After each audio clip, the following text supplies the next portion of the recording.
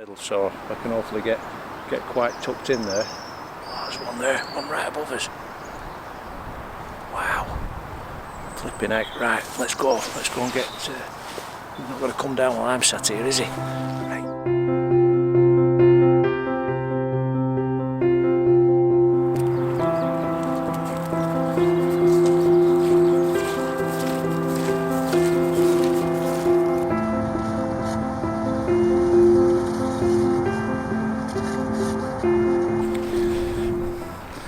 Hiya, how we doing everyone?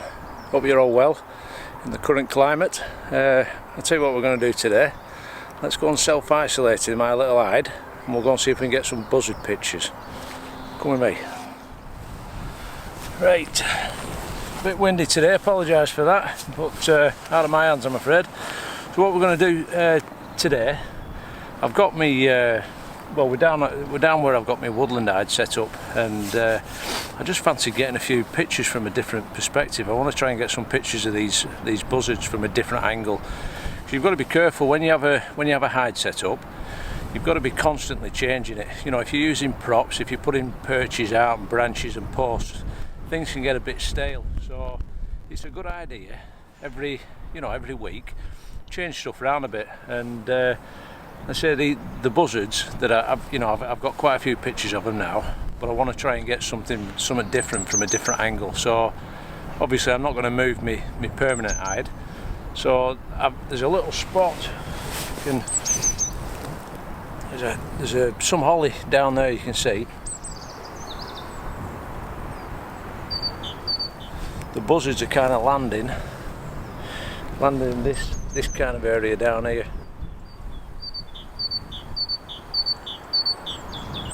But my hide's over there. Where is it? In there. And like I say, I'm getting shots across there, but I want something a bit different. So I've got a little pop-up hide with a built-in chair. I'm gonna have a do at that. Now I've only ever used this hide for kind of scoping a place out. When I first came down here, you know, with a view to setting a permanent hide up, I used it and it was great for that. You know, I could move it around dead quick, sit in it for a couple of hours and see what we're about, and that's how I came to the decision of where to put me my hide permanently. So we're going to try a bit of photography out of it today, and yeah, hopefully them buzzards will come down. You never know, and we'll see if we can get some different shots. So stick with us.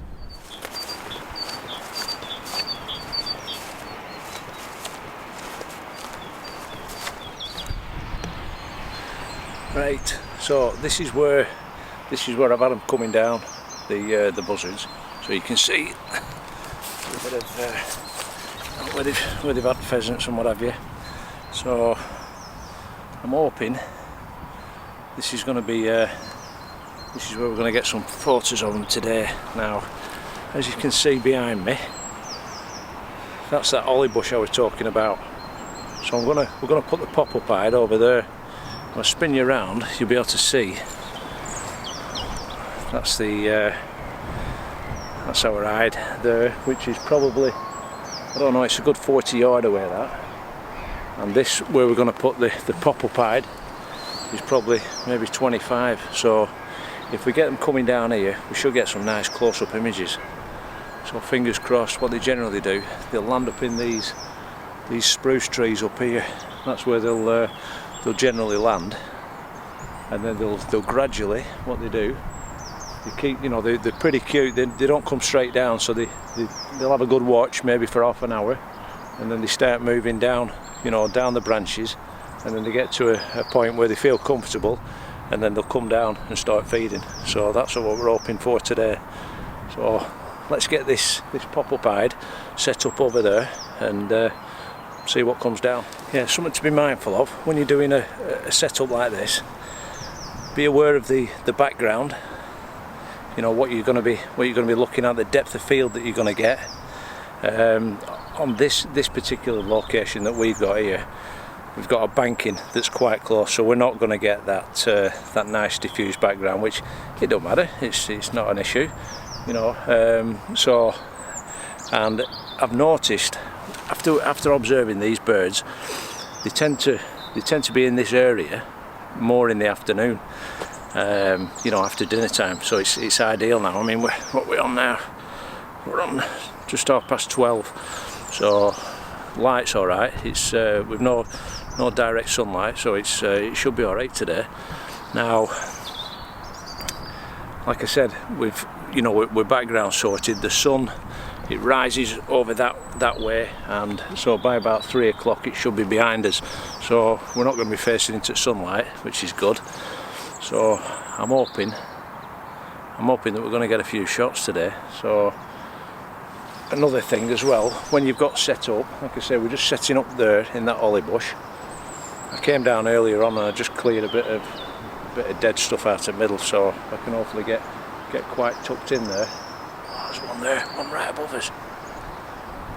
Wow, flipping heck. Right, let's go and get. He's not going to come down while I'm sat here, is he?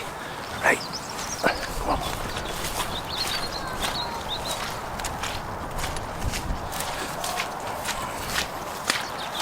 That didn't take long, did it? Right, so this is our right up against the fence here. Yeah, we're going to get tucked in here, and then when I spin you around. So that's what we're looking out on. So we've got that big post there. I've never seen it land on that yet, but you never know. There's our pile of logs. We've got a pheasant down at the front. So I'm hoping, what I did as well, cleared a bit of this like sedge grass out the way. So we've got quite a clear view really. We don't want to have an obstructed view, do we? So what we'll do now, we'll get this, get it set up, and hopefully see what comes down.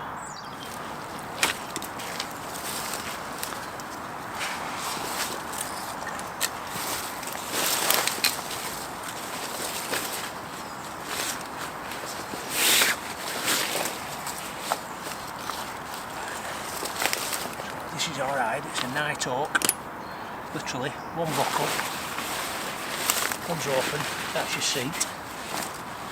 See how quick it is.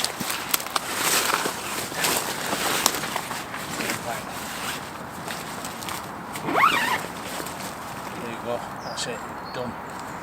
So, almost that, 10 seconds. Got this opening here. What I'll do a proper review on this one day, but I want to get in it now quick, because this buzzard's still up here, it's circling around. So let's get in, let's get camera set up, and try and get some shots. Right guys, we're in, all set up now. It's alright actually. I've just opened this little vent here, just to let a bit of air in really. Also give us a bit of light while I'm filming.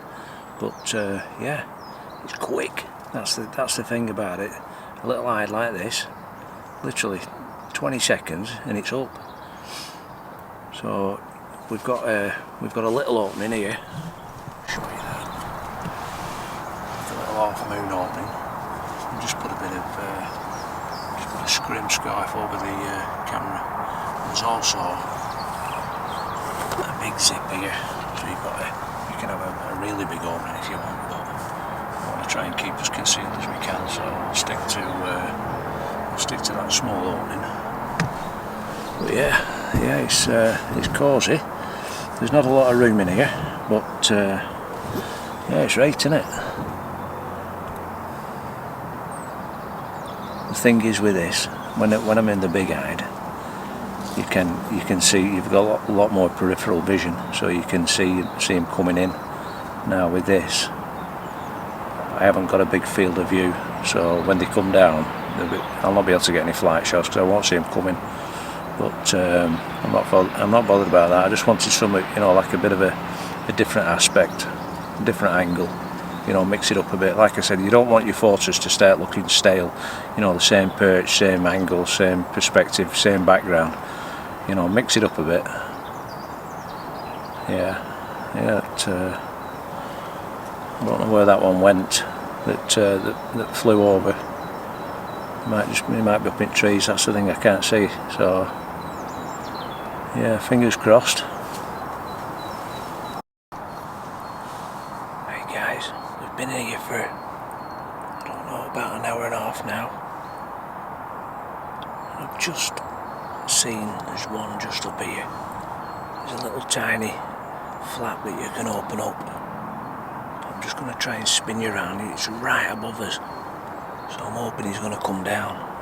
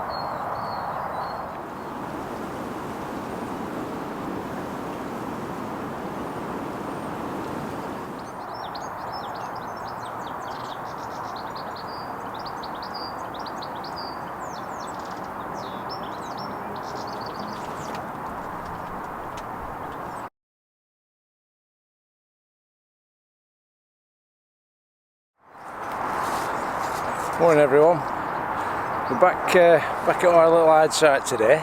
Now I think it was 3 or 4 days ago I came down and set the little pop-up hide up, trying to get some better pictures of these buzzards, and it weren't happening, to be honest. Now there were one landed above and he flew down onto these hawthorns, but he really didn't want to come down and land for that pheasant. I don't know what it were. Now recently I put a few more branches down, some nice mossy logs and that for him to land on, which would be a bit more, a bit of a nicer, you know, photogenic feel about it. It'd look alright if he'd landed on them, but he weren't having it at all. So what I've done, I've moved some of the logs away, and there's only a couple there now. So initially when I first started trying to get these buzzards down, I just put the pheasant down on the grass and they were straight on it. I don't know, they seem a bit suspect about these logs, but when I only had one log there, I just kind of introduced them slowly, came down no problem, and then now I've put a few there. They're a bit twitchy, so they're not as keen on coming down. So we've moved a few of them into the background, and we've just got, like I say, I think there's 2 there at the moment. So we'll get the hide set up and see if we can do it today. All right.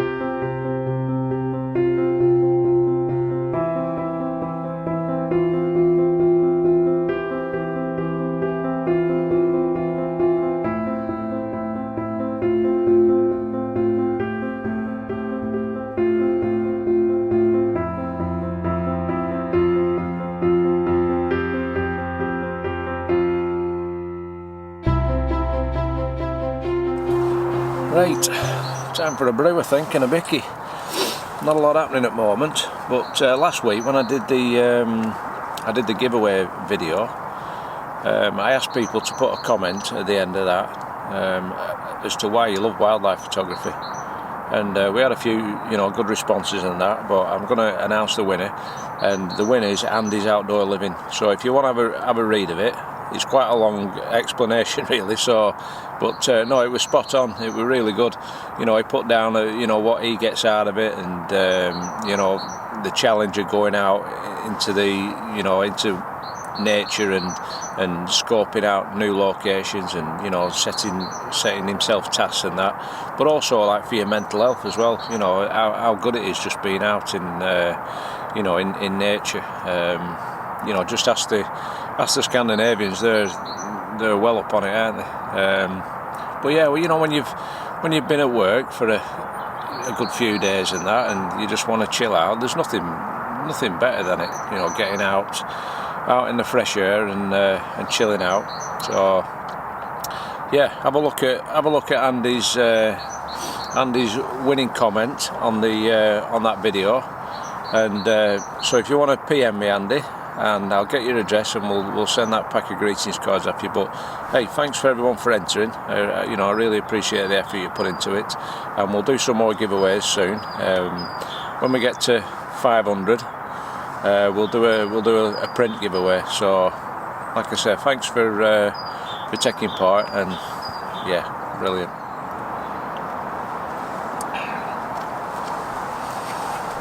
That's all I've got. That's all Peg sent me with today.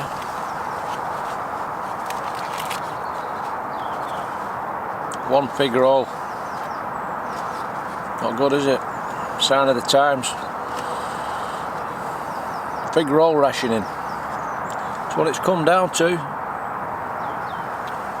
Anyway, not to worry.